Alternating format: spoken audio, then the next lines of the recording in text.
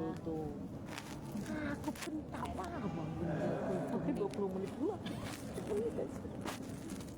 Assalamualaikum warahmatullahi wabarakatuh.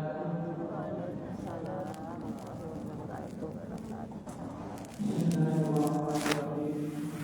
Alhamdulillahirabbil alamin. Alhamdulillahilladzi an'ama 'alaina bi'ahdihi iman. Asyhadu an la ilaha illallah wahdahu la syarika lah wa asyhadu anna Muhammadan abduhu wa rasuluhu la ilaha illallah. Allahumma shalli ala sayyidina Muhammad wa ala ali sayyidina Muhammad.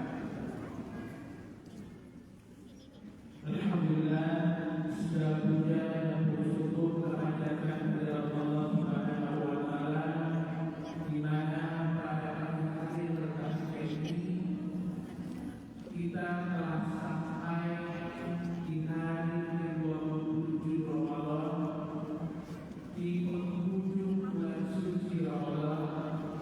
Mudah-mudahan seluruh amal ibadah kita, khususnya di bulan suci Ramadan ini, mulai dari hari pertama sampai hari ke-27 ini, senantiasa diterima di sisi Allah Subhanahu wa taala. Amin ya rabbal alamin. Kaum muslimin dan muslimat, sidang salat subuh secara berjamaah yang dimuliakan Allah Subhanahu wa taala. Rasanya terlalu singkat Ramadan sudah hampir berlalu meninggalkan kita semua. Timbul pertanyaan pada diri kita, apakah kita telah melaksanakan ibadah dengan sebaik-baiknya? Apakah kita telah menikmati jamuan dari Allah Subhanahu wa taala yang begitu lezat, tidak ada duanya yang lain? Tinggal hitung hari, tinggal 3 atau 4 hari lagi Ramadan dan kembali meninggalkan kita semua. Mudah-mudahan Ramadan berlalu, kita juga menjadi pemenang di bulan Ramadan tahun ini, karena kita tidak tahu apakah Ramadan tahun depan kita masih mendapatkannya.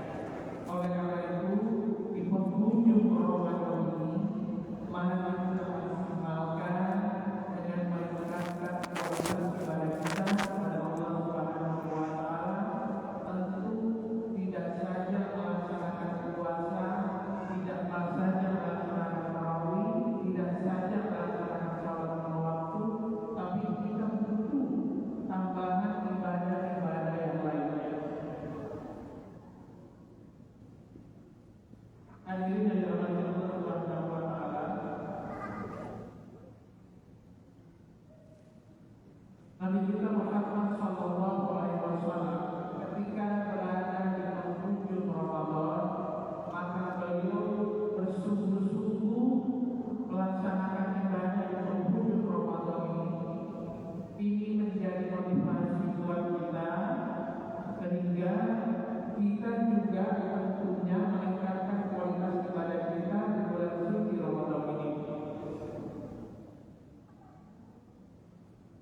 Oleh karena itu, saya mengingatkan diri saya mengingatkan jamaah kita semua, mari kita sempurnakan ibadah Ramadan kita ini.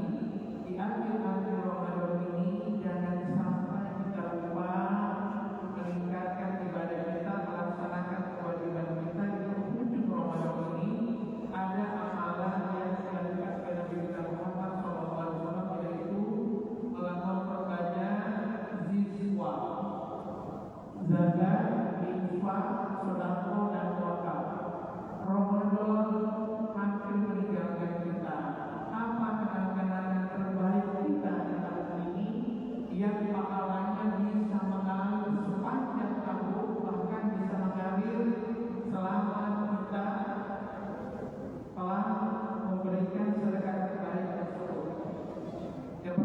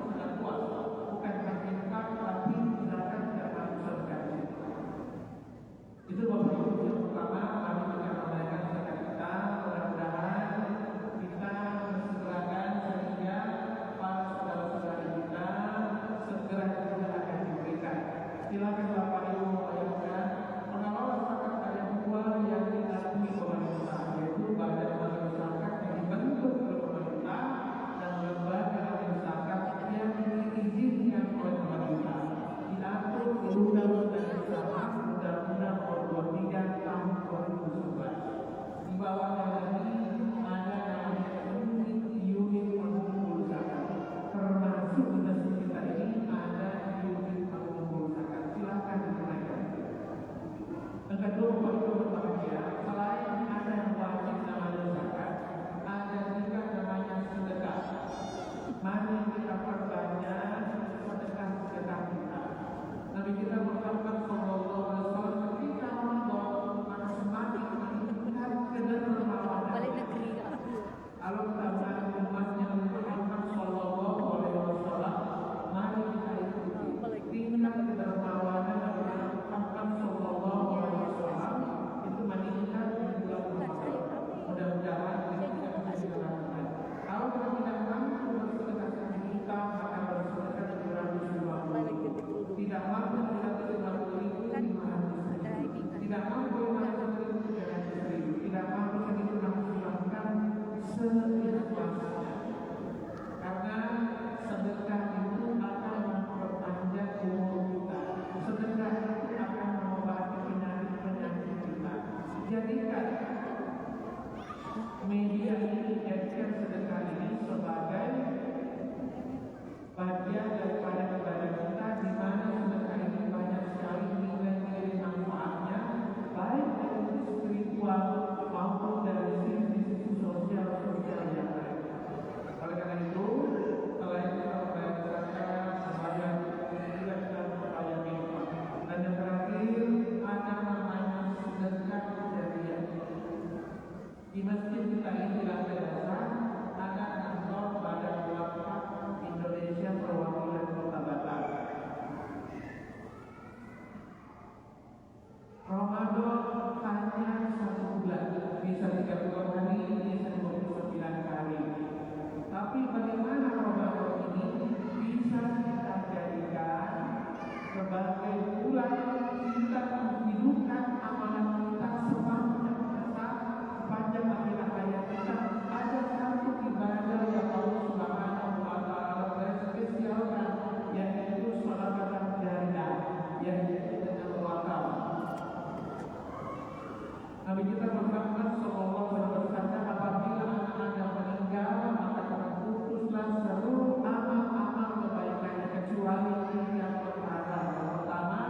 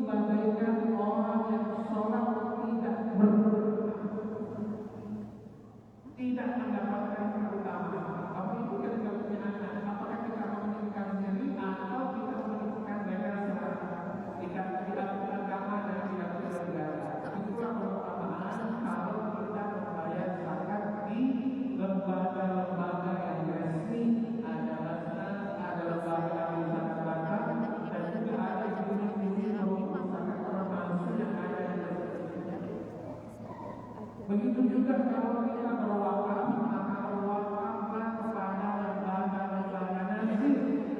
Jangan diberikan otoritas, diberikan kompetensi oleh Kementerian Agama. Karena harta wakaf ini tidak boleh dijual, tidak boleh dipindah-pindah. Harta benda wakaf ini harus utuh barangnya, hasilnya inilah yang disedekahkan hasilnya.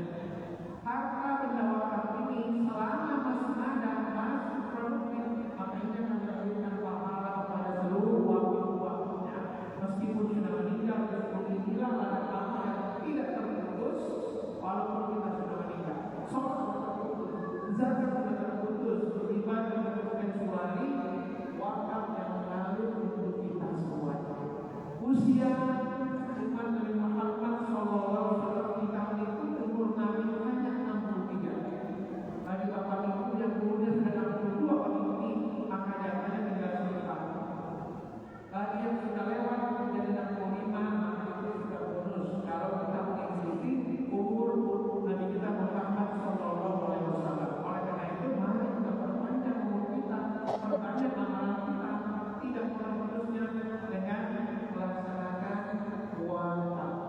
Zakat hukumnya wajib seperti sholat, wakaf hukumnya sunnah melakukan seperti sholat yang lain. Oleh karena itu, sekali lagi Bapak Ibu berbahagia, mari kita berwakaf. Wakaf seperti ini sudah menerang, ada namanya wakaf melalui uang dan ada namanya wakaf uang. Ini dua hal sama-sama berbeda.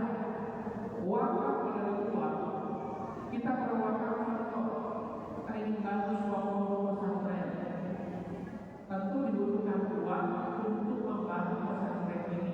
Saya ingin berwakaf untuk membangun pesantren ini, maka wakafnya adalah wakaf melalui uang.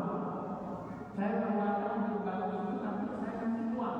Ini namanya wakaf melalui uang. Dan kedua ada namanya wakaf uang. Wakaf uang ini yang diwakafkan uangnya, yang saya wakafkan adalah uangnya. Yang boleh mengelola wakaf hanya LKSMU, Lembaga Keuangan Syariah Pengelola Wakaf, yaitu perbankan syariah. Contoh, BSI punya lembaga wakaf, boleh mengelola wakaf. Bank Amal boleh mengelola wakaf. BSN yang dalam pembangunan BSI baru lahir dan keputusannya telah menjadi BSI, itu dibolehkan mengelola wakaf. Jadi media saja boleh menjadi pengelola wakaf. Kenapa bank yang mengelola wakaf? Karena bank mempunyai lembaga penjamin simpanan. Ketika jamaah hanya mengelola uang 100 juta, maka 100 jutanya ini tidak boleh utuh. Tapi ketika 100 juta itu diserahkan kepada salah satu lembaga wakaf, uangnya dikelola, ada kemungkinan uang 100 juta ini bisa berkurang karena diputar secara ekonomi Islam.